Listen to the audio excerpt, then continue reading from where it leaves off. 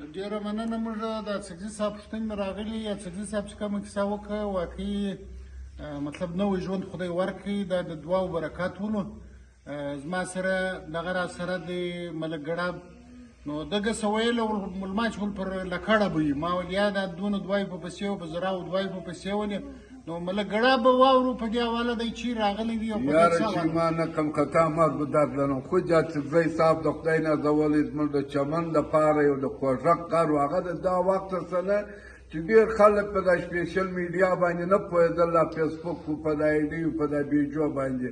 نو د ده ډېرې قربانۍ د چمن د ښار دپاره د پرلت دپاره مختلفه پوښتنې مول یاسین صاحب سره د اسلام په باره کې د چمن د عوامو په باره کې به پوښتنې کولې.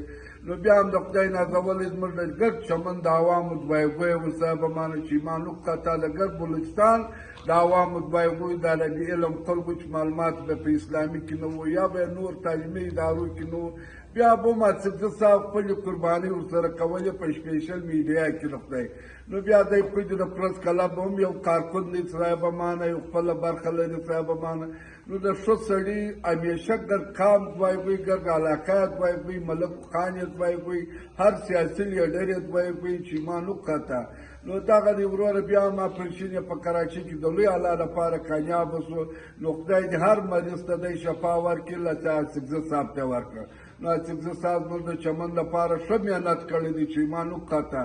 یو دغه پښتانه معامله ده چې د ګانټې معامله هره ګانټه به سړی څوک نه تلي. نو اڅکزي صاحب دا 20 کاله را 25 کاله د مخه یا 15 کاله 15 کاله د مخه د چمن په باره کې هر رقم دغه کوله مطالبې د سرکارو د افغانستان او د پاکستان د سرکارو څخه اخیستلې. نو نن سبا خو فیسبوک زمانه تیزه شوه، بیا هم د عوامو طریقې صاحبمانه یا د ځوانانو نو د اڅکزي صاحب برکت و چې ایمان وکړه. نن د دا بیجو نن ویې وایي زه اول نمبر یم، بل وایه بل اول نمبر دی. نو خو دې ګرد ښار به اڅکزي صاحب ته دعا وکړو. نو نن دی پارکۍ مریض دی، بیا دې خدای شفا ورکړي، خدای دې روغ څرخ همیشه دپاره کامیابه لري. د غریبانانو لپاره کوششونه کړي نن چې دا جان جاپان عمر خان دی نور سرمایه‌داران چې قربانۍ کړي. نو دغه د مسکینانو ناره به در یو ځای در رسول صاحبمانه، د یو لغړي ناره به در یو ځای رسول، د یو تجار چې یو کشتم به باندې نورې مسلې به ول اڅکزي صاحب به یو بغارو ناره کول، که د اسلام په باره کې و که کاروباري په باره کې. نو خدای مو خوشحاله له کامیابه لري.